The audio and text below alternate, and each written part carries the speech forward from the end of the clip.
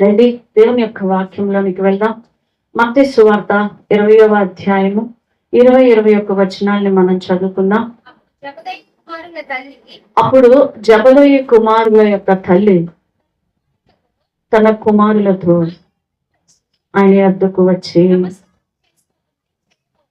ఒక మనవి చేయబోగా, ఇక్కడ ఒక తల్లిని మనం చూస్తూ ఉన్నాము. జబదయి కుమారుల యొక్క తల్లి అని మనం చూస్తున్నాం. వాస్తవంగా ఈమె అసలు పేరు మనం చూసుకుంటే సలోమిగా మనం చూస్తాం. ఈమె పేరు ఏంటి? సలోమి.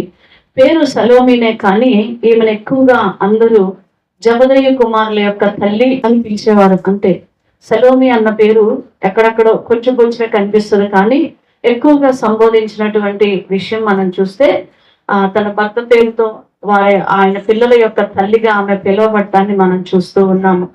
ఇక్కడ జబదయి అంటే దేవుని వరము అని అర్థం అండి.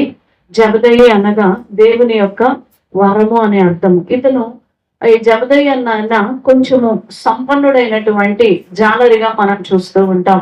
మరీ అంత పేదవాడు కాదు, కానీ సంపన్నుడైనటువంటి జాలరిగా ఈ యొక్క జబదయిని మనము చూస్తూ ఉంటాము. మరి సలోమి అనగా సమాధానము అని అర్థం అండి. సలోమి అంటే ఏంటి? సమాధానము అని అర్థముగా మనం చూస్తూ ఉన్నాం. మరి ఈమె జీవితాన్ని మనము కొంచెము ధ్యానించుకుంటూ ఉన్నట్లయితే, మొట్టమొదటిగా ఈమెను మనం చూస్తే సలోమి యేసును ఎరిగి ఆయనను వెంబడించినటువంటి స్త్రీగా మనం చూస్తూ ఉన్నాం. ఈమె మరి ఒక మంచి తల్లి, ఒక ఉన్నతమైన దర్శనములు కలిగిన ఉన్నప్పటికీ కూడాను మొట్టమొదటిగా తన జీవితంలో యేసుక్రీస్తు ప్రభువాన్ని ప్రేమించినటువంటి బిడ్డగా, ఆయనను ఎరిగినటువంటి బిడ్డగా, ఆయనను రక్షకుడుగా అంగీకరించినటువంటి బిడ్డగా మనం చూస్తా ఉన్నాం. ఒక తల్లిగా లేకుంటే ఒక తండ్రిగా, నీ కుటుంబంలో ఒక పెద్దగా నీవు మొట్టమొదటిగా నీవు దేవుణ్ణి గుర్తెరగకపోతే, నీవు రక్షకుడిని నీవు గట్టిగా పట్టుకోకపోతే నీ బిడ్డలకి నీవు అందించలేవు. నీ బిడ్డలకి క్రీస్తుని నువ్వు అందించలేవు. నీ బిడ్డలకి ఆశీర్వాదాన్ని అందించలేవు. మొదట నీవు యేసుని అంగీకరించావా? ఒక మంచి తల్లికి ఉండవలసిన లక్షణం ఏమిటి అంటే, మొదట నీవు రక్షింపబడాలి అని దేవుడు కోరుకుంటూ ఉన్నాడు. నీవు రక్షింపబడకుండా ఎన్ని సంవత్సరాలు దేవుని సన్నిధిలో ఉంటూ వెళ్తూ వస్తూ ఉన్నా కూడా ప్రయోజనము లేదు. ఒక తల్లి సంపూర్ణమైనటువంటి రక్షణ అనుభవంలోనికి రావాలి, ప్రార్థన అనుభవంలోనికి రావాలి, పరిశుద్ధ అనుభవంలోనికి రావాలి. ఆ తల్లి నిజంగా దేవుణ్ణి ఎరిగి గట్టిగా పట్టుకున్నటువంటి బిడ్డగా ఉండాలని దేవుడు కోరుకుంటూ ఉన్నాడు. ఈ సలోమి అయితే యేసుని ఎరిగి ఆయనను వెంబడించినటువంటి స్త్రీగా మనం చూస్తూ ఉంటాం. జస్ట్ ఆయన నమ్ముకోవటమే కాదు, ఆయన ఫాలో అయిపోయింది, ఆయన వెంబడించింది. ఎంతవరకు వెంబడించిందో అంటే చివరి వరకు తన జీవితాంతం వెంబడించినటువంటి బిడ్డగా మనం చూస్తూ ఉంటాం. ప్రియ దేవుని బిడ్డ, ఈ రోజు నీ జీవితంలో దేవుడు నిన్ను ప్రశ్నిస్తూ ఉన్నాడు. ఒక తల్లిగా ఈరోజు మదర్స్ డే స్పెషల్ గా మరి నీవు కూడా ఒక మంచి తల్లిగా నీవు ఉండాలి అంటే లోక సంబంధమైనటువంటి ఆశీర్వాదాలు నీ బిడ్డకి ఎన్ని ఇచ్చావో నాకు తెలియదు. శరీర సంబంధమైనటువంటి డబ్బు ఎంత సంపాదించి ఇచ్చారో తల్లి తండ్రి నాకు తెలియదు, కానీ ఆత్మ సంబంధముగా దేవుడు చెప్తూ ఉన్నాడు, మొట్టమొదటిగా నీవు దేవుణ్ణి ఎరిగి దేవుణ్ణి నీ బిడ్డలకి నువ్వు అందించావా? క్రీస్తు ప్రేమను నువ్వు అందిస్తే ఈ రోజు నీ బిడ్డలు నీతో పాటు దేవుని యొక్క సన్నిధిలో ఉండాలి అని దేవుడు కోరుకుంటూ ఉన్నాడు. మరి రెండవ లక్షణాన్ని కనుక మనం చూసుకున్నట్లయితే, ఈమె ప్రభువుని వెంబడించడమే కాదు, క్రీస్తుని తెలుసుకోవటమే కాదు, దేవుణ్ణి ప్రేమించడమే కాదు, కానీ మత్తయి సువార్త 4వ అధ్యాయంలో మనం చూసుకున్నట్లయితే, ఈమెలో 4వ అధ్యాయంలో 21-22 వచనాల్ని మనం గమనించినట్లయితే అక్కడ ఒక విషయాన్ని మనం చూస్తాం. ఆయన అక్కడి నుండి వెళ్ళి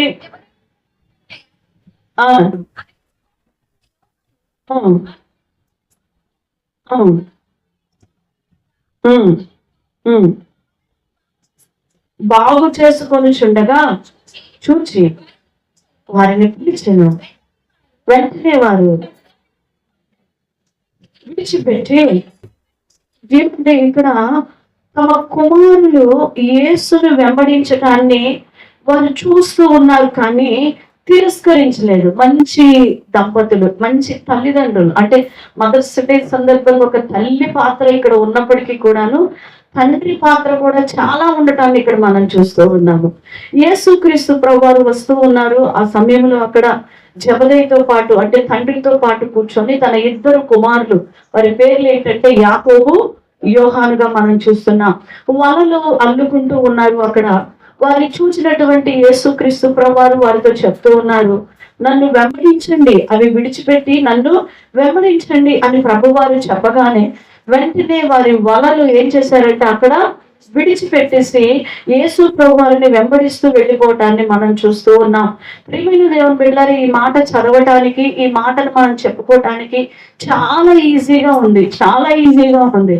ఇప్పుడు ఎవరైనా ఒక సేవకుడు వచ్చి, ఇప్పుడు లేకుంటే నేనే ఒక సేవకురాలిగా ఇక్కడ ఎదిగినటువంటి వరుణ్ణి బాగా మంచి యవన స్థితిలో సంపాదించేటువంటి స్థితిలోనికి వచ్చారు. వరుణ్ణి కానివ్వండి, కౌశిక్ని కానివ్వండి, నన్ను వెంబడించు రా, నాతో పాటు రా సేవకి అని చెప్పేసి అని సమస్తాన్ని విడిచిపెట్టి రా అని నేను అన్నాను అనుకోనండి, వాళ్ళిద్దరిని పిలిచాను అనుకోండి, వెంటనే వెనక నుంచి నాకు ఇంకొక పిలుపు వస్తుంది. ఐ థింక్ ఖచ్చితంగా స్ట్రాంగ్ గా చెప్పగలుగుతాను. ఖచ్చితంగా ఆ మదర్ దగ్గర నుంచి, వీళ్ళ మదర్ దగ్గర నుంచి వాళ్ళ నాన్న ఒప్పుకోరు అని ఖచ్చితంగా నా యోగి చెప్పేసింది. వాళ్ళ నాన్న ఒప్పుకోరు అని. నిర్మల అప్పుడే నా చిన్నాడు, వాడు అప్పుడే రాలేడు అని ఖచ్చితంగా చెప్పగలుగుతారు కదా. వెంటనే పంపలేదు. వాళ్ళే కాదు, అసలు ఎవరైనా కూడా ఒక సంపాదించే వయసు వచ్చినటువంటి ఎదిగినటువంటి కుమార్తెలంటే వేరే తీసేయండి, వాళ్ళతో పని లేదు.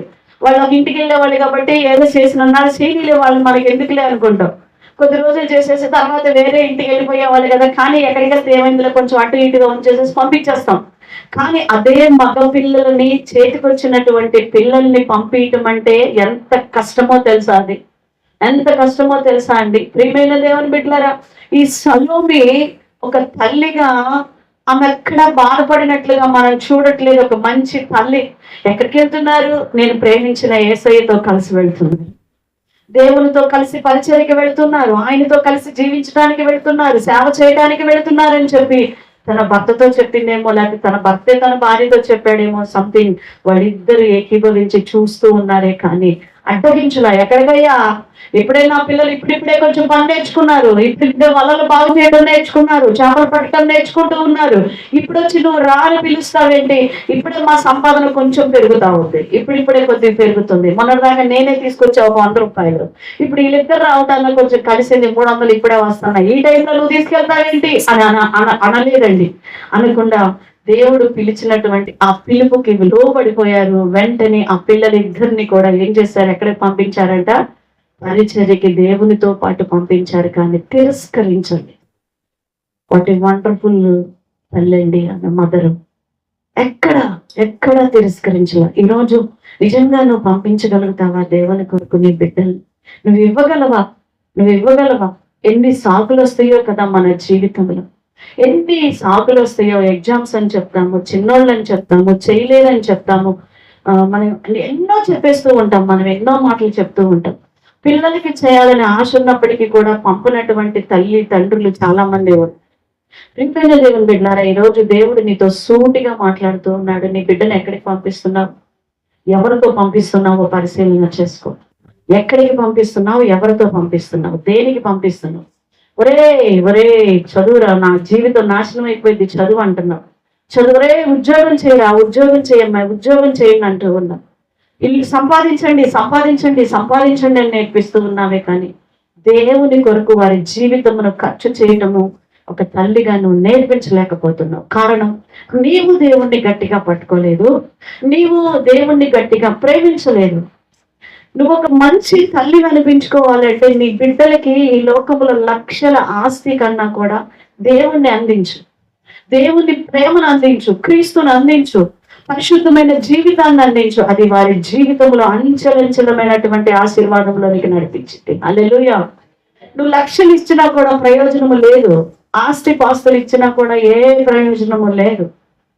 దానికన్నా అది అంతా కూడా లోక సంబంధమైనదే, లోకమైనటువంటి ఆశీర్వాదాలు. కానీ ఆత్మ సంబంధముగా నీ బిడ్డలకు ఉన్నతమైన ఆశీర్వాదం నువ్వు అందించాలి అంటే నీ బిడ్డలను దేవుని యొద్దకు పంపించడం నువ్వు నేర్చుకో, ప్రభువు దగ్గరికి పంపించడం నేర్చుకో. సండే స్కూల్కి రాకపోతే దెబ్బలేయాలా, పరిగెత్తు, నడువని చెప్పాలా, పరిచర్యకి వెళ్ళకపోతే పంపించాలా, రావట్లేదంట, వెళ్ళరంట, వద్దంట అని వదిలేస్తారు. అలా స్కూల్కి వెళ్ళకపోతే మనం వదిలేస్తామా? సంపాదించడానికి వెళ్ళకపోతే వదిలేస్తామా? ఎట్లా తిడతా ఉంటాము. స్కూల్కి వెళ్ళకుండా పడుకున్నాడు, స్కూల్కి వెళ్ళకుండా ఉన్నాడు, కొడతాం ఖచ్చితంగా పంపించేస్తాం. సంపాదనకి వెళ్ళట్లేదు అని చెప్పి కొనిగి ఖచ్చితంగా పనికి పంపించేస్తాం. ప్రియమైన దేవుని బిడ్డలారా, ఈరోజు ఆత్మ సంబంధంగా మన బిడ్డల్ని ఎక్కడికి పంపుతున్నాం, ఏ విషయానికి పంపుతున్నామో పరిశీలన చేసుకోవాలి. మూడవదిగా మనం చూసుకున్నట్లయితే ఈ యొక్క స్త్రీ జీవితాన్ని మనం పరిశీలన చేస్తే 20వ అధ్యాయం మత్తయి సువార్తలో 21వ వచనం ఒకసారి చదువుకుందాం. నీవు ఏమి కోరుకొంచున్నావని ఆయన ఆమెను అడిగెను. అందుకమె నీ రాజ్యమందు, ఇక్కడ ఒక మాట మనం పట్టుకున్నాము. యేసు ప్రభు వారు రాజుగా రాగలడని, ఆయన ఒక రాజ్యమును స్థాపిస్తున్నాడని, పరలోక రాజ్యము ఆత్మ ద్వారా గ్రహించగలిగినటువంటి ఒక స్త్రీగా, ఒక మంచి తల్లిగా ఏమని మనం చూస్తూ ఉన్నాం. యేసు ప్రభు వారి దగ్గరికి 2 బిడ్డలతో పాటు వచ్చి నిలబడి ఆమె ప్రభువారిని అడుగుతూ ఉన్నది. ఇక్కడ నీ రాజ్యములు నువ్వు ఒక రోజు రాజుగా రాబోతున్నావు కదా, నీ రాజ్యములు అని ఆమె ఎంత స్పష్టంగా అక్కడ అడుగుతుంది. అంటే ఆయనను రాజుగా రాగలిగి ఆత్మ ద్వారా గ్రహించిన స్త్రీగా ఉన్నది. తల్లిగారు, మీరు ఆత్మ ద్వారా ఏమి గ్రహిస్తూ ఉన్నారు? మీ బిడ్డల విషయంలో, దేవుడి విషయంలో ఏమి గ్రహిస్తూ ఉన్నారు? ఆత్మ సంబంధమైన తల్లులుగా, తండ్రులుగా మీరు బ్రతుకుచూ ఉన్నారా? శరీర సంబంధముగానే మీరున్నారు. శరీర సంబంధముగా అన్ని నష్టాలను మీరు గ్రహించగలుగుతున్నారు, కానీ ఆత్మ సంబంధముగా నీ కుటుంబం మీదకి వస్తున్న నష్టాన్ని నువ్వు గ్రహించలేకపోతున్నావు. నీ బిడ్డల భవిష్యత్తు విషయంలో నువ్వు గ్రహించలేకపోతున్నావు. తండ్రి, తల్లి అని దేవుడు ఈ యొక్క ఉదయకాల సమయంలో దేవుడు మనతో మాట్లాడుతూ ఉన్నాడు. ఆత్మ సంబంధమైన దర్శనలను కలిగి ఉన్నావా? ఆత్మ సంబంధముగా నీవు దేవుడి విషయంలో నీ బిడ్డలు ఎలాగ ఉన్నారనేటువంటి విషయాన్ని నువ్వు గ్రహించగలుగుతున్నావా? ఈరోజు దేవుడు మనల్ని ప్రశ్నిస్తూ ఉన్నాడు. ప్రియ సంగమా, ఈరోజు ఆత్మ ద్వారా నువ్వు గ్రహించగలిగితే నీ బిడ్డల ప్రాణాలను నువ్వు కాపాడుకోగలుగుతావు. సిపోరా, మోషే భార్య అయిన సిపోరా ఆత్మ ద్వారా గ్రహించగలిగింది. తను కూడా తన మరణ దూత ఎందుకు వచ్చింది, తన భర్తని ఎందుకు చంపబోతుందో గ్రహించగలిగింది. అంతే, తన భర్త ప్రాణములను, బిడ్డల ప్రాణములను ఆమె కాపాడుకున్న స్త్రీగా మనం చూస్తాం. అక్కడ ఆత్మ ద్వారా గ్రహించగలిగింది. నువ్వు గ్రహించలేకపోతున్నావు, తిట్టేస్తూ ఉంటావు నీ పిల్లల్ని. ఓరికి పనికిమాలినోడు అని, పనికి మాలిందని తిట్టేస్తా ఉంటావు, పిల్లల్ని దూషిస్తూ ఉంటావు. పిల్లల మీద ఓరికి కోపపడకూడదంటే మనం దేవుని వాక్యం చెప్తుంది. తల్లిలారా, మీ పిల్లల్ని ఊరగా కోపడద్దు, వాక్యం చెబుతూ ఉన్నది. ప్రేమతో వారిని మనము మందలించుకుంటూ తీసుకొని రావాలి. వారి విషయంలో ఆత్మ సంబంధమైన ఒక మంచి దర్శనాలను కలిగి ఉండాలి. ఆ బిడ్డల భవిష్యత్తు ఏమవుతుందా అనేటువంటి ఒక ఆత్మ ద్వారా గ్రహించగలిగిన తల్లిగా, తండ్రిగా నీవు ఉండాలని దేవుడు కోరుకుంటూ ఉన్నాడు. సంగతి నుంచి మనం ఎలా ఉన్నాం? ఆమె ఆత్మ ద్వారా ప్రభువు రాజుగా రాగలడని గ్రహించింది, నిత్యత్వము ఉన్నదని గ్రహించింది. ఎందుకంటే దేవుణ్ణి ఆమె అంతగా ప్రేమించింది. ఈరోజు దాని గురించిన ఆలోచనే నీకు లేదు. నిత్యత్వముల గురించిన ఆలోచనే లేనటువంటి తల్లిగా నీవు ఉన్నావు. ఎప్పుడు లోక సంబంధముగా ఆలోచించేటువంటి తల్లివే కానీ ఆత్మ సంబంధముగా ఆలోచించలేకపోతూ ఉన్నావు. ఈరోజు ప్రభు వస్తే నీ బిడ్డలు ఎత్తపడతారా? దేవుడు ప్రశ్నిస్తూ ఉన్నాడు. నువ్వు ఎత్తపడతావా? నీ బిడ్డలు ఎత్తపడతారా? దానికి కారణం ఎవరు? నువ్వు కదా. ఎలా ఉంది నీ ఆత్మీయ జీవితం? ఒక మంచి తల్లిగా నువ్వు ఉండాలి అంటే ట్రైన్ కొండి పెట్టడం, చదివించటము, లేకపోతే తండ్రి గబగబా డబ్బులు తెచ్చి, ఇదే కాదండి. అంటే ఇది ముఖ్యమా అంటే నేను కాదని నేను అంటలేదు, కానీ ఆత్మ సంబంధంగా ఎలాగున్నామని ప్రశ్నిస్తూ మరొక విషయాన్ని నీ జీవితంలో మనం చూస్తే 21వ వచనంలోనే చూడండి. 21వ వచనాన్ని చదువుకుందాం. అందుకమే ఈ నా 2 కుమారులు, ఒకడు నీ కుడివైపున. ఎంత మంచి ప్రార్థన అండి! ఎంతగా దేవుని దగ్గర అడుగుతుందండి తన బిడ్డల విషయంలో. జనరల్ గా నీ రాజ్యం వచ్చినప్పుడు నా కొడుకుని మంత్రిగా చెయ్యి, సైన్యాధిపతికి చెయ్యని అడగట్లా. నీ రాజ్యంలో మంత్రిగా ఉంచు, సైన్యాధిపతికి ఉంచు, లేకుంటే అంగరక్షకుడిగా నేను పెట్టి నా కుమారుడిని పెట్టుకో, ఇలాంటి ఏం అడగట్లేదు. ఆమె ఎక్కడున్నానంటే తన 2 పిల్లలు నీ కుడి ఎడమల పక్కన కూర్చోవాలయ్యా నీ రాజ్యం. నీ రాజ్యం వస్తుందన్నావు కదా, నీ రాజ్యంలో నీతో పాటు నా బిడ్డలు ఉండాలి. అంతే, ఇంకెక్కడ ఉండడానికి వీల్లేదు. నీ పక్కనే నా పిల్లలు ఇద్దరు ఉండాలి. ఎంత మంచి ప్రార్థన అండి, ఎంత మంచి ప్రార్థన చేస్తుంది తల్లి. ఈరోజు ఆ ప్రార్థన నీకుందా? ఆ ప్రార్థన నీకుంటే ఎవ్వరు చెప్పవసరం లేదు. ఉపవాస ప్రార్థనకు వచ్చి కన్నీరు కారుస్తావు. ఉపవాస ప్రార్థనకు వచ్చి నీ అంతటి నువ్వే నీ పిల్లల కోసం, నీ కుటుంబం కోసం కన్నీరు కారుస్తావు. ఆహా, బాధలు పడతాము, కష్టాలు పడతాం, కానీ కన్నీరు కార్చడానికి, దేవుడి దగ్గరికి రావడానికి మాత్రం ఇష్టపడవలితే ఆ ప్రార్థనే మనకు అవసరం లేదు. ఉపవాస ప్రార్థన పదమే మన చెవుల్లో పట్టానికి కూడా ఇష్టపడడం. ప్రభువారు అన్నారండి, నేను అనలేదు ఆ మాట. అమ్మలారా, నా కోసం ఏడవద్దు, మీకోసం మీకోసం. మరి ఎక్కడ ఏడుస్తున్నారు మీరు? ఎక్కడ ఏడుస్తున్నారు మీరు? మీ పిల్లల కోసం కన్నీటితో నువ్వు చేసిన ప్రార్థన ఎక్కడుంది అసలుకి? కవిల్లో ఎక్కడ దాచిపెట్టాడు దేవుడు? అసలుకి ఏ ప్రార్థన చేసావని? మాట వినకపోతే అడవటి నువ్వు ఇంటలేరు నాయన అని కాసేపు, ఆ టైంలో ఆ కాసేపు ఏడుస్తావు. ఆ కొంచెం సేపే పెళ్లి కావట్లేదు నాయన అని, ఆ కొంచెం సేపు మంచి భవిష్యత్తు ఇవ్వు నాయన అని కాసేపే. కానీ జీవితం అంతా దేవుని సన్నిధిలో నువ్వు మొరపెట్టలేకపోతూ ఉన్నావు. ఈ తల్లి ఎంత మంచి తల్లి అంటే, తన బిడ్డలకి మరి వచ్చి, అయ్యా పరిచయకి వచ్చి కొన్నాళ్ళు అయింది కదా, నీ దగ్గర సేవ చేస్తున్నారు, వాళ్ళకి మంచి పిల్లల్ని చూడు, పెళ్లిళ్ళు చేయి, సంసారాలు ఏర్పరచు అని అడిగిందా? అడగలా. అదేం అడగట్లేదు. నీతో ఉండులాగున. ఎవరితోటి? ప్రభు పక్కన కూర్చో. ఎంత మంచి ప్రార్థన కలిగిందండి. ఎంత బిడ్డల విషయంలో ఎంత ఉన్నతమైన దర్శనం కలిగిందండి. ప్రభు ఒకరోజు ఆయన రాజ్యం ఉన్నది, ఆ రాజ్యంలో నా పిల్లలు ఆయన పక్కన ఉండాలి. అంతే. హల్లెలూయా. ఉన్నతమైన దర్శనం తన బిడ్డల పట్ల కలిగింది. నువ్వే దర్శనం కలిగి ఉన్నావు నీ పిల్లల విషయంలో? ఎలాంటి దర్శనం ఉంది నీకు నీ పిల్లల విషయంలో? లోక సంబంధమైన దర్శనాలు తప్పించి ఆత్మ సంబంధమైన దర్శనం, ఒక్క దర్శనం నీ పిల్లల విషయంలో ఉందా నీకు? ఏ రోజైనా ఆత్మ సంబంధంగా నీ పిల్లలు అలా ఉండాలి, ఎలా ఉండాలి, ఏ రోజైనా ఒక్కసారైనా దేవుడి దగ్గర నువ్వు మొరపెట్టావా? తల్లి, తండ్రి, ఈ రోజు మనం ఎలాగో ఉన్నాం దేవుడి విషయంలో, దేవుని దగ్గర ఎలా ఉంటూ ఉన్నాం? ఆమె దేవుణ్ణి వేడుకుంటున్నా, నా బిడ్డలు నీ కుడి పక్కన ఉండాలి, ఎడమ పక్కన ఉండాలి. ఎంత ఆసక్తి కలిగి ఉందండి తన బిడ్డల విషయంలో. నిజంగా ఎంత మంచి తల్లి అండి. నిజంగా ఈమె సలోమి, జబదయి కుమారుల తల్లి. భర్తని ప్రేమిస్తుంది, భర్తని హత్తుకున్నది, భర్త మాట వింటున్నది, భర్తని విడిచిపెట్టలేదు. అట్ ద సేమ్ దేవుణ్ణి ప్రేమిస్తుంది, దేవుణ్ణి వెంబడిస్తుంది, దేవుణ్ణి విడిచిపెట్టలేదు. అట్ ద సేమ్ పిల్లల్ని ప్రేమిస్తుంది, పిల్లలకి ప్రభువుని చూపిస్తుంది, ప్రభువుని వెంబడించడం నేర్పిస్తుంది, ప్రభు కొరకు బ్రతకడం నేర్పిస్తూ ఉన్నది. అన్ని కూడా ఆత్మ సంబంధమైనటువంటి లక్షణాలు కలిగిన బిడ్డగా ఉన్నది. ఈరోజు నువ్వు అనొచ్చు, అయ్యో దేవుని దగ్గరికి అటు ఇంటి పరిగెత్తుతూ ఉంటే మరి మా పిల్లల భవిష్యత్తు ఏంటి? ప్రభువే అన్నాడు కదండి, మొదట నా నీతిని నా రాజ్యమును వెతకండి, ఆ తర్వాత మీకు ఏమి కావాలనో నేను మీకు ఇస్తానన్నాడు దేవుడు. నేను ఇస్తాను అంటున్నాడు దేవుడు. ప్రభు పని కొరకు పంపండి మీ పిల్లల్ని, ప్రభు కోసం పెంచండి మీ పిల్లల్ని. మీరు కూడా సలోమి వలె దేవుడిని పట్టుకోండి. ఆమె జీవితంలో ఆమె ఉన్న ఆస్తి అంతట్లో కొంతమంది అందరూ కూడా ఇచ్చారంటండి. ఆ ఇచ్చిన వారి లిస్టులో ఈమె కూడా ఉన్నది తెలుసా అండి? సలోమి కూడా ఉన్నట్లుగా మనం చూస్తూ ఉంటాము. లూకాసు సువార్త 8వ అధ్యాయం 2-3 వచనాలు చదవండి.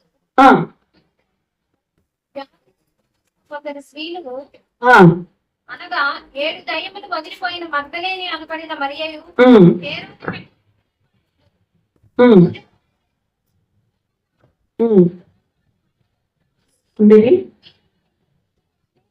అనేకులను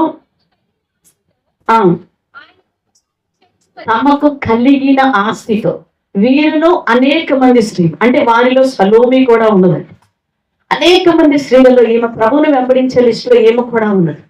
తనకు కలిగినటువంటి ఆస్తి విషయంలో కూడా ఆర్థికంగా కూడా ప్రభువు పరిచర్యను పోషిస్తున్నటువంటి స్త్రీగా మనం చూస్తూ ఉన్నాం.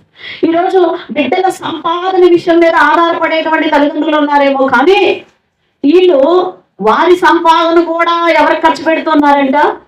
దేవునికి ఖర్చు పెట్టేస్తున్నారు.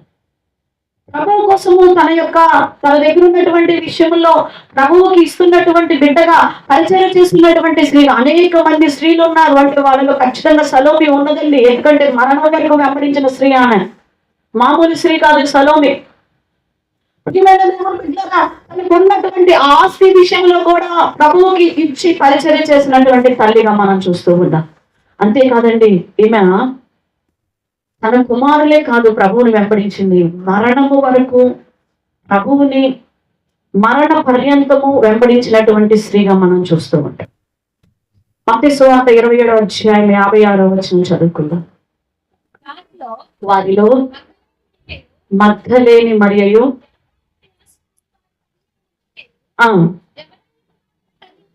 జబదయి కుమారుల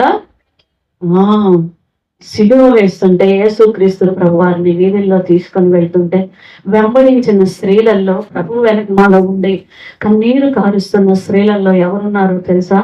సలోమి కూడా ఉన్నదండి. అక్కడ శిష్యులే భయపడి పారిపోయారు, వాళ్ళని కూడా ఏం చేస్తారో అని. పేతురు గారు అయితే అసలు ఆయన ఎవరో నాకు తెలియదని చెప్పాడు. అలాంటి పరిస్థితుల్లో ఎంత ధైర్యముగా ఈ జబదయి కుమారుల తల్లి అయిన సలోమి యేసు ప్రభువాన్ని సిలువ వరకు వెంబడించిందండి. ఎంత ధైర్యముగా సిలువ వరకు వెంబడించింది. ఈ రోజు నువ్వు మహా వెంబడిస్తే కొంత సమయం వెంబడిస్తున్నావు, ఆదివారం 1 గంట వెంబడిస్తున్నావు, మిగతా అంతా నీవు లోకాన్ని వెంబడిస్తున్నావు ఒక తల్లిగా. ఆదివారం 1 గంట దేవుణ్ణి వెంబడించడానికి, దేవుని సన్నిధిలో కూర్చోడానికి కష్టపడిపోతూ ఉంటాం మనం. ప్రియమైన దేవుని బిడ్డలారా, సిలువ మరణము వరకు వెంబడించిందంట. హల్లెలూయా. ఈరోజు ఎవరికి భయపడలేదు ఆమె, ఏ సైనికుడికి భయపడలేదు, ఏ ఆజ్ఞలకి భయపడలేదు. ఆమె యేసును సిలువ వరకు వెంబడించినటువంటి స్త్రీగా మనం చూస్తూ ఉన్నాం. ప్రియదేవుని బిడ్డ, ఈ రోజున ఒక మంచి తల్లిగానే ఉండాలంటే ప్రభువుని వెంబడించే విషయంలో నువ్వు మొదటగా ఉండాలని దేవుడు కోరుకుంటూ ఉన్నాడు. నువ్వు వెంబడిస్తున్నావా దేవుణ్ణి? ఎంతవరకు వెంబడిస్తున్నావో ఒక్కసారి పరిశీలన చేసుకో. అంతే కదండి, ఆయన సజీవుడని గ్రహించింది, సజీవుడైన యేసుని చూచినటువంటి స్త్రీలలో ఆమె కూడా ఉన్నది. మార్కు సువార్త 16వ అధ్యాయం 1వ వచనం చదవండి. మార్కు సువార్త 16వ అధ్యాయం 1వ వచనం. విశ్రాంతి దినము గడిచిపోగానే మగ్దలేని మరియు సలోమియు వచ్చి ఎక్కడికి వెళ్ళారంట? సమాధి దగ్గరికి వెళ్ళినటువంటి స్త్రీలలో, యేసు ప్రభు వారు దర్శించినటువంటి స్త్రీలలో ఎవరున్నారు? సలోమి ఉన్నది. సజీవుడైన దేవుణ్ణి, పునరుత్థానుడైన క్రీస్తుని మొదట చూసినటువంటి స్త్రీల లిస్టులో ఎవరున్నారంట? సలోమి కూడా ఉన్నట్లుగా మనం చూస్తూ ఉన్నాం. కారణం, ఆమె అంతగా దేవుణ్ణి ప్రేమించింది, అంతగా ఆమె దేవుణ్ణి వెంబడించింది. ఈ దేవుని బిడ్డ, అందుకే సలోమి ఒక మంచి తల్లిగా, మరి ఒక స్త్రీ ఆదర్శంగా తీసుకోవలసినటువంటి తల్లిగా ఉన్నట్లుగా మనం చూస్తున్నాం. ఒక తల్లి ఆమెను ఒక ఆదర్శంగా తీసుకొని మనం నడవచ్చు. బిడ్డల్ని పెంచే విషయంలో, డాక్టర్కి సహకరించేటువంటి విషయంలో, దేవుడిని ప్రేమించే విషయంలో, దేవుడిని వెంబడించేటువంటి విషయంలో మనందరం కూడా ఆమెను ఆదర్శంగా, పురుషులు కానీ స్త్రీలు కానీ ఆదర్శంగా ఆమెను తీసుకోవచ్చు. మనం ఈరోజు మనం తిరిగి లేచే వరకు కూడా ఆయన వెంబడించినటువంటి స్త్రీగా ఆమెను మనం చూస్తూ ఉన్నాం. నేను ముగించిపోతూ ఉన్నాను. ఈ రోజు నీ ఆత్మీయ జీవితం ఎలాగ ఉన్నది? నువ్వే ఏ తల్లిగా ఉన్నావు? మనకి తెలుసు, ఆహాబు యొక్క కుమార్తె ఏం పేరు? భార్య తెలిసి ఏం పేరు? భార్య పేరు అది కూడా తెలియట్లేదు, ఎజ్బేల్. కుమార్తె పేరేంటి? అతల్య. ఏం పేరు? అతల్య. అతల్య తన కుమారుణ్ణి పెంచిందంటండి, ఒక దుర్మార్గుడిగా పెంచిందంట. బాల్యము నుంచి, ఎక్కడి నుంచి? బాల్యము నుంచే వాడిని దుర్మార్గుడిగా పెంచేసిందండి. ఈరోజు నువ్వు ఎలా పెంచుతున్నావు నీ పిల్లల్ని? కానీ సలోమి తన పిల్లలని ప్రభువు కొరకు పెంచింది, ప్రభువుని వెంబడించే విధంగా పెంచింది. What a wonderful mother. ప్రియదేవుని బిడ్డ నువ్వు ఎలా? అందుకే దేవుడు ఆమె కోరిక తీర్చాడంట. హల్లెలూయా. కోరిక నెరవేరినట్లుగానే మనం చూస్తూ ఉంటాం. చూడండి, మొట్టమొదటిగా 12 మంది శిష్యులలో హతసాక్షి అయినటువంటి కుమారుడు, హతసాక్షి అయిన శిష్యుడు ఎవరో తెలుసా? సలోమి యొక్క కుమారుడు యాకోబు. ఎవరండి? చదవండి అపోస్తల కార్యాల గ్రంథం 12:1-2 దాదాపు అదే కాలమందు రాజైన హేరోదు కొందరిని బాధపెట్టుటకు సంఘము వారిలో కొందరిని బాధ పెట్టుటకు పట్టుకొని బలత్కారముగా పట్టుకొని యోహాను సహోదరుడైన యాకోబును దేంతో చంపించేశాడంట? ఖడ్గముతో. హతసాక్షి అయిపోయాడు. ప్రియమైన దేవుని బిడ్డలారా, క్రీస్తు కొరకు మొట్టమొదటగా హతసాక్షి అయినటువంటి శిష్యుడు ఎవరు అంటే యాకోబు. ఖడ్గము చేత చంపబడటాన్ని మనం చూస్తూ ఉన్నాం. నిజంగా తల్లి గుండె ఎంత పగిలిపోయి ఉండాలో కదా.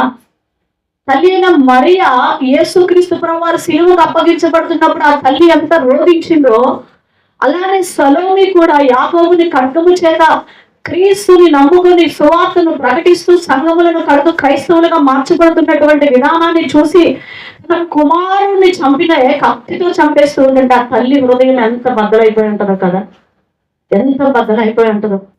ప్రియమైన దేవుని బిడ్డలారా, అయినా కూడా ఆ తల్లి ఎవరి కోసం చనిపోయాడని స్తుతిస్తుందండి? దేవుని కోసం చనిపోయాడు. మొట్టమొదటిగా 12 మంది శిష్యులలో హతసాక్షి అయిన వాడు యాకోబు, క్రీస్తు కొరకు. అదే 12 మంది శిష్యులలో చివరిగా చనిపోయినటువంటి వాడు యోహాను. తన కుమారుడైనటువంటి యోహాను చివరిగా చనిపోయాడు. తన తల్లి కోరిక నెరవేరింది. శిష్యులు ప్రభువారికి 12 మంది ఎక్కడున్నారంటే ప్రభువారి పక్కన ఉన్నట్లుగా చూస్తున్నాం. మొదట చనిపోయిన కుమారుడు, లాస్ట్ చనిపోయిన కుమారుడు. ప్రకటన గ్రంథం 1:9 చదువుదాం. మీ సహోదరులను యేసును బట్టి కలుగు శ్రమలోను రాజ్యములోను సహవాసములోను పాలివాడినైనా యోహానను నేను దేవుని వాక్యము నిమిత్తము యేసును గురించి సాక్ష్యము నిమిత్తమును పద్మాసు ద్వీపమున పరవాసుడనై అన్నాడు. ఏమండి, యోహాను గారిని ఎలా చంపారు అంటే కొన్ని బైబిల్ పండితులు రాసినటువంటి పుస్తకాల్లో మనకు కనిపిస్తూ ఉంటుంది. ఇక్కడ పద్మాసు ద్వీపంలో విడవబట్టాన్ని మనం చూస్తూ ఉన్నాము. కానీ యోహాను గారిని అంట మొదట వాండి నూనెలో వేపారంట. ఏంటి మీరు ఒడియాలు వేపినట్టు ఆయన్ని నూనెలో వేపి తీశారంట. కానీ ఆయన చనిపోలేదు. ముసలి వాడిలాగా ఇవన్నీ కూడా కాలిపోయి ఎంత బోడిగా అయిపోయి ఉన్నదన్నమాట. కానీ ఆయన చనిపోలేదంట యోహాను గారు. నూనెలో వేపినా కూడా ఏమవ్వలా, చనిపోయేసరికి ఆ రాజు ఏం చేశాడంటే పద్మాసు ద్వీపంలో అతన్ని వదిలేశారు, అక్కడ పెట్టేశారు. అక్కడ పద్మాసు ద్వీపంలో ఉన్నప్పుడు ప్రభు అతన్ని దర్శించి ప్రకటన గ్రంథంలో ఉన్నటువంటి దర్శనాలను ఆయనకి బయలుపరిచాడు. మరి ఎలా రాశాడు, మరి ఆయనకి ఆ పేపర్లు ఎక్కడ ఎలా అందినాయో, సిరా ఎలా అందిందో తెలియదు. కానీ ప్రకటన గ్రంథం అంతా కూడా ఎక్కడ రాశాడో తెలుసా? పద్మాసు ద్వీపంలో ఉండి రాశాడు. చాలా దొంగచాటుగా అది రాసినట్లుగా చూస్తూ ఉంటాం. కొన్ని సంవత్సరాల తర్వాత అతన్ని మరలా విడుదల చేసినప్పుడు తిరిగి వచ్చి మళ్ళా సంఘ కాపరిగా తను కొనసాగిస్తూ, ఎఫెసీలో సంఘ కాపరిగా కొనసాగిస్తూ నిండు వృద్ధాప్యంలో ముసలి వయసులో సహజ మరణాన్ని పొందినటువంటి వాడు యోహాను. మామూలుగా చనిపోయాడు. అంటే నిండు వృద్ధాప్యములో అంటే శ్రమలు పడ్డాడు, నూనెలో వేపబడ్డాడు. ప్రభువు కోసం ఎన్నో శిక్షలు అక్కడ రాశాడు కదా, ఇందాక చదివాను కదా. శ్రమలు, చాలా అవమానాలు చాలా పడ్డాడు ఆయన. కానీ ఎలా చనిపోయాడంటే సహజ మరణము చనిపోయినటువంటి వాడు యోహాను. సహజంగా చనిపోయాడు, ముసలిగా వృద్ధాప్యం. అంటే 12 మంది శిష్యులలో చివరిగా చనిపోయిన వ్యక్తి ఎవరు అంటే యోహాను. ఇప్పుడు కుడి ఎడమ వైపులు ఎవరున్నారని నమ్ముతుంది తల్లి? తన ఇద్దరు కుమారులు ఎక్కడున్నారని నమ్ముతుంది.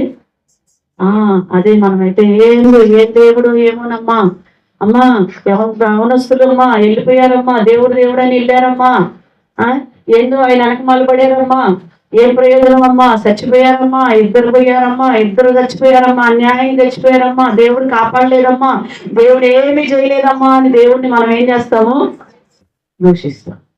కానీ అసలు మీరు ఒక్క మాట కూడా మాట్లాడలేదండి ఆ తల్లి. బహుశా యోహాను మరణము చూసుండకపోవచ్చేమో, కానీ నిండు వృద్ధాప్యమున ఆయన చనిపోయాడు అంటే ఆయన మరణాన్ని చూసుండకపోవచ్చు, కానీ నూనెలో వేపినప్పుడు తెలిసి ఉండొచ్చు అని నేను అనుకుంటున్నాను. యాకోబు చనిపోయినప్పుడు ఖచ్చితంగా ఉంటుంది. ప్రియమైన దేవుని బిడ్డలారా, ఎంత గొప్ప తల్లి, ఎంత ఉన్నతమైన దర్శనం తన బిడ్డల పట్ల కలిగి ఉన్నది. భర్తని ప్రేమించి భర్తని సహకరిస్తూ ఉన్నది. దేవుని ప్రేమించి దేవుని వెంబడించింది. బిడ్డల్ని ప్రేమించింది. ఆత్మ సంబంధమైనటువంటి దేవుని యొక్క వాక్యమును వారికి బోధించింది. ప్రభువును వెంబడించడంలో వారిని వెన్నుతట్టి నడిపించింది. ప్రభు దగ్గర బిడ్డల విషయంలో మొరపెట్టుకునే విషయంలో ఉన్నతమైన దర్శనాన్ని కలిగి ఉన్నది. ఆత్మ సంబంధముగా ఆమె గ్రహించగలిగే స్థితిలో ఉన్నది. ప్రియమైన దేవుని బిడ్డలారా, ఎవరికి భయపడక శిలువ మరణము వరకు ప్రభువుని వెంబడించిన స్త్రీగా ఉంది. ధైర్యంగా పునరుత్థానుడైన క్రీస్తును చూసి మొట్టమొదటిగా చూసిన వారి స్త్రీలలో సలోమి కూడా ఉన్నట్లుగా మనం చూస్తూ ఉన్నాం. అంతేకాదు, తన 2 బిడ్డలు దేవుని కొరకు వారి ప్రాణాలు అర్పించారు. ప్రభు కోసమే జీవించి ప్రభు కొరకే మరణించారు. లోక సంబంధమైన ఏ ఆస్తి పాస్తుల్ని బిడ్డ దగ్గర నుంచి ఆశించలేదు, ఏ సంపాదన ఆశించలేదు, కానీ ఆత్మ సంబంధంగా వారు ఆశీర్వదించబడినటువంటి ఆ స్థితిని ఆమె చూసింది. ఉన్నతంగా బిడ్డల్ని పెంచిందండి. దేవునికి మహిమ కలుగును గాక. హల్లెలూయా. తండ్రి, ఈరోజు ఒక మంచి తల్లిగా సలోమి వలె నువ్వు ఉంటావా, లేక అతుల్య వలె నువ్వు ఉంటావో పరిశీలన చేసుకో. తండ్రి, నీవు కూడా జబదయి వలె నీవు ఉంటావా, ఆహాబు వలె నీవు ఉంటావో పరిశీలన చేసుకో. ఈరోజు దేవుడు మనతో మాట్లాడుతూ ఉన్నాడు. ప్రార్థన చేసుకుందాం, మోకరిద్దాం. దేవుని సన్నిధిలో మనల్ని మనం పరిశీలించుకుంటూ ప్రార్థన చేసుకుందాం.